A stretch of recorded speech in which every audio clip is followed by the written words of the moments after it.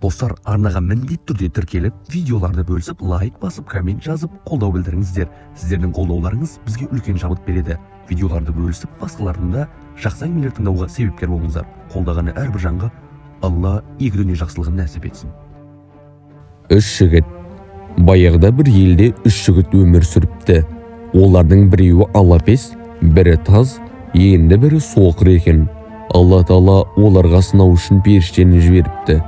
Періште алапеске адам бейнесінде келіп, қандай арманың бар деп сұрайды. Денем мынау кеселден тазарып, жұрт жеркеніп қарамайтындай болсам екен, дейді ол.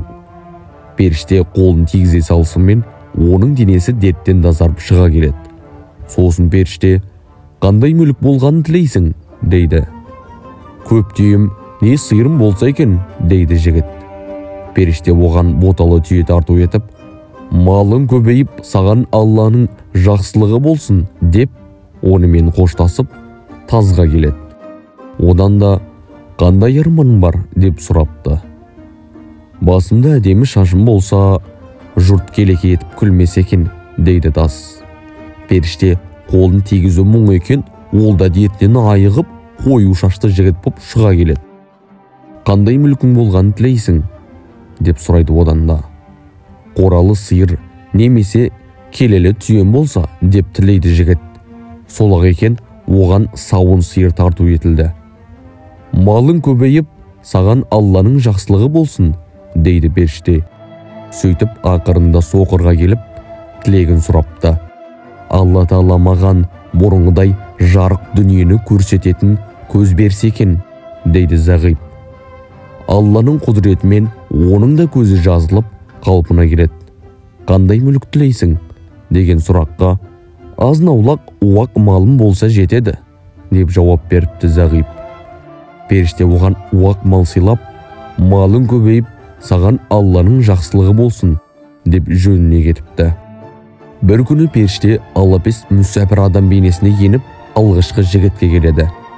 Мен бір мүсәпір жолаушы едім, азығым таусылды. Алдымен Аллаға, сосын сізге үміт артып тұрмын.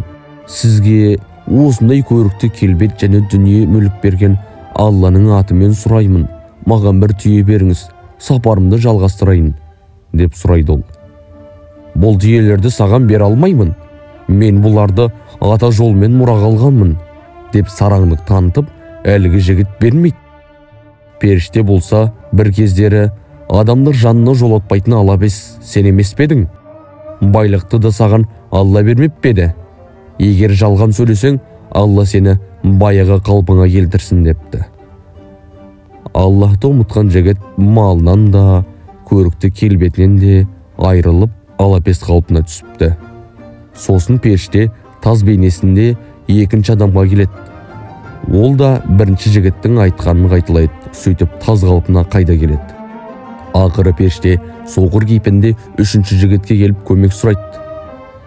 Әй мүсәпір, дейді ол жігіт.